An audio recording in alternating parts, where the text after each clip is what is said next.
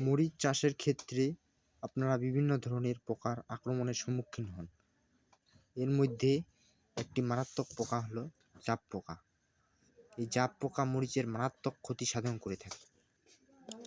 বিশেষ করে যারা গ্রীষ্মকালে মরিচ চাষটি করেন, এই সময় এই পোকাটির আক্রমণ বেশি দেখা দেয়। গাছের বাড়ন্ত অবস্থায় এই পোকার আক্রমণটি বেশি দেখা দেয়। এই পোকার আক্রমণ বেশি হলে মরিচের বাড়ন্ত অর্থাৎ মরিচের গ্রোথ কমিয়ে দেয়। এই পোকা গাছের ছোট অবস্থা হতে এবং গাছের বয়স্ককাল পর্যন্ত আক্রমণ করতে পারে। যারা মরিচ চাষি আছেন তাদের এই পোকার আক্রমণের সম্মুখীন অনেকে হয়েছেন।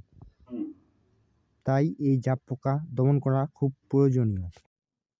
কেননা আপনারা অনেকে জাপ পোকা দমনের জন্য বিভিন্ন ধরনের কীটনাশক ব্যবহার করেছেন, কিন্তু কাজের কাজ হয়নি। তার জন্য আমি আজকে এমন একটি টেকনিক্যাল বলে দেব, যেটি একবার ব্যবহার করলে সমস্ত গাছের জাপ পোকা দূর হয়ে যাবে। যেই টেকনিক্যালটি হচ্ছে পাইমেট্রেজিন প্লাস নিতেন পাইরাম। আপনারা এই গ্রুপের কীটনাশক যেই কোম্পানির পাবেন আপনারা সেইগুলো স্প্রে করবেন। এর সাথে আপনারা যদি আরও একটি কীটনাশক যোগ করেন তাহলে আরও ভালো একটি রেজাল্ট পাবেন। সেটা হচ্ছে ইমিডাক্লোপিড। আপনারা ইমিডাক্লোপিড এর গ্রুপের বিভিন্ন ধরনের কীটনাশক বাজারে পেয়ে থাকবেন, অর্থাৎ আপনার হাতের নাগালে যেটি পাবেন সেটি আপনারা দিবেন।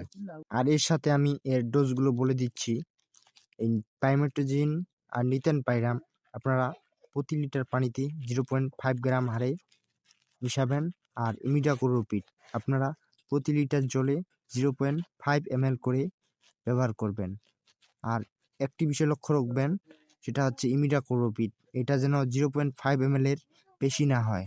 এর বেশি হলে আপনার গাছের পাতা কুঁকড়িয়ে যেতে পারে, অর্থাৎ মাত্রাতিরিক্ত ডোজ স্প্রে করলে আপনার গাছের ক্ষতি হতে পারে। এইরকম নিত্য নতুন কৃষি বিষয়ক পরামর্শ পেতে আমার এই চ্যানেলটি সাবস্ক্রাইব করে পাশে থাকবেন। ধন্যবাদ।